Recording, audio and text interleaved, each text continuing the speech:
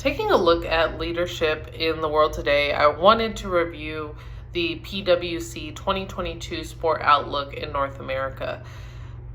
What that focused on were 10 topics that I really pulled out two from, and that is the resurgence of live audiences as well as media rights. The reason why I thought those two were really important to our leadership course and what we're doing is because I think that they disrupt the norm that we have experienced for the last 2 years the most. And really, to me, significant change is where we see a good leader go to a great leader, or they honestly fall. Leaders meet these challenges, and really talking about the resurgence of audiences first. Leaders meet these challenges by one, really focusing on the fan experience, and two, really looking at how do we create the ultimate show. Sports is entertainment, and at the end of the day, it's important that we put our fans first. When it comes to media rights can really be your social media, streaming, television, etc. Leaders will really have to examine how do they take advantage of these new and bubbling social media platforms, as well as how do they capitalize in moving onto streaming networks without ruining the fan experience by them becoming too expensive or too polarized. Moving into my leadership profile, I chose to do my profile analysis on Justin Stanley. Justin is a basketball coach, entrepreneur, and community activist. Justin founded SJ10, which is a podcast network and studio that is located in Oakland, California, that offers a wide range of services such as podcast recordings or brand expansion services. As a community activist, Justin really strives to create opportunity and really exchange resources. He values mental health, and really one of his passion projects is hosting the Sit Down podcast. Lastly, Justin's coaching career has been based out of California, primarily, but part of that was really coaching in college, and most recently it was coaching in high school. So he has a pretty well-rounded experience when it comes to basketball and high-level basketball. I chose Justin because not only has his background in sports made him well connected in the Bay Area sports world, but we're similar in thought process and mannerisms. So I thought it would be interesting to see how his personality type fares as a successful person.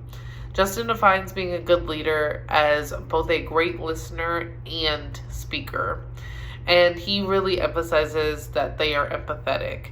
His personal style moves towards collaborative leadership because he wants to hear different perspectives, and he really wants to be challenged in his original thoughts.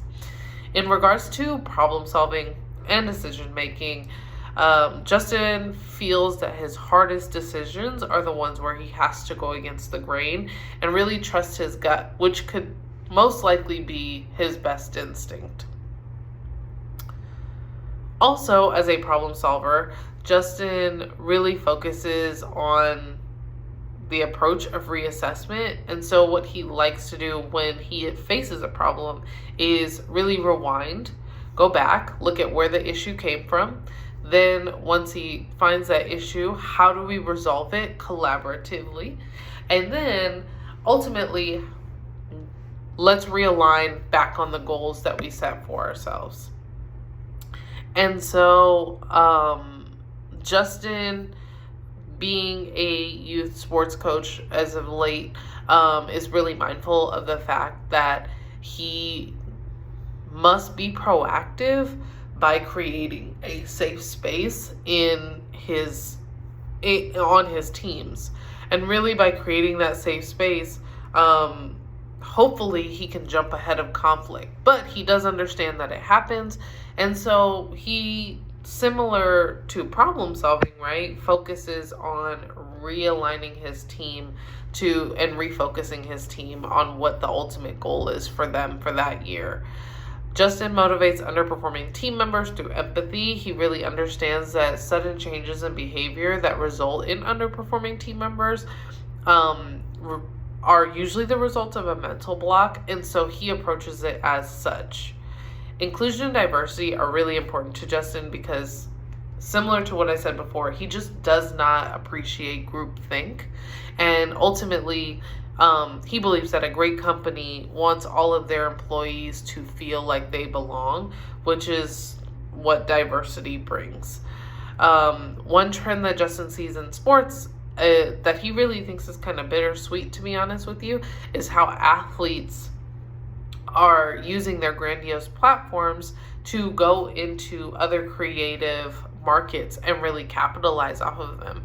He said that really the bitter part comes from the fact that he thinks that sports have kind of lost their purity because of that.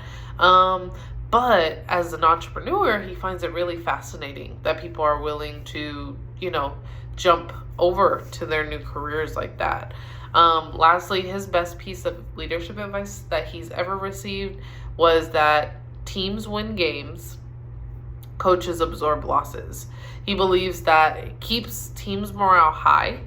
It shows vulnerability in the coach when they absorb the loss, and it shows, as a coach, your followers that you're on the road with them. The leadership profile has taught me a lot. It really fulfilled its purpose for me, in the sense that I learned a lot about myself as well as Justin, and a lot about myself through Justin. I have a ways to go on my leadership journey, but that's okay. But I think doing this leadership profile has taught me that I'm on the right track.